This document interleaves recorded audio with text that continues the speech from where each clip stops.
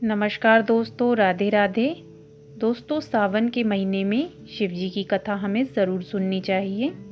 आज मैं शिव भक्त की ऐसी ही एक कथा सुनाने जा रही हूँ जो भगवान भोलेनाथ जी के सच्चे भक्त थे। यह तब की बात है जब यातायात के ज़्यादा साधन नहीं हुआ करते थे।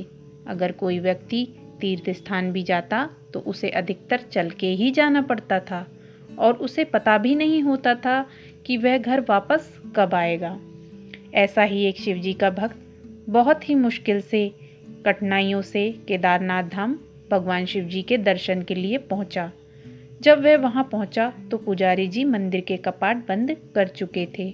उस भक्त ने पुजारी जी से बहुत विनती की तथा पुजारी जी से प्रार्थना की, कृपया मुझे भगवान जी के दर्शन करने दीजिए। मैं यहाँ बड़ी ही मुश्किल और कठिनाइयों से बहुत दिनों बाद पहुँच पाया हूँ। पुजारी जी ने भी बहुत विनम्रता से कहा, मंदिर का नियम है कि कपाट 6 महीने खुलते हैं तथा 6 महीने बंद रहते हैं। अब आपको 6 महीने बाद ही आना पड़ेगा। आप घर चले जाएं, यहाँ पर बहुत ठंड है, यहाँ पर जीवन बहुत ही कठिन है, आप यहाँ नहीं रह पाएंगे। फिर पुजारी जी वहाँ से चले गए, परंतु जो शिव जी का भक्त था वह वहीं पर बैठ कर के शिव जी के नाम का उच्चारण तथा स्मरण करने लगा और वह बोला, हे प्रभु, मेरा मन कठिनाइयों से नहीं घबराया क्योंकि मैं आपके दर्शन के लिए व्याकुल हूँ। तथा वह बहुत रोने लगा। उसे भूख और प्यास भी लगी थी। कुछ देर पश्चात वहाँ एक साधु बाबा आए। उन्होंने उसका हालचाल पूछा। उसे शिव भक्त ने सारी व्यथा सुनाई।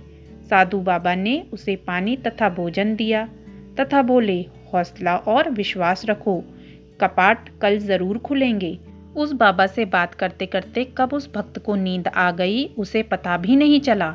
जब सुबह वह नींद से जागा तो उसने देखा पुजारी जी पूरी मंडली के साथ मंदिर के कपाट खोल रहे हैं। वह पुजारी जी के पास जाकर कहने लगा, आप तो कह रहे थे कि कपाट 6 महीने बाद खुलेगा।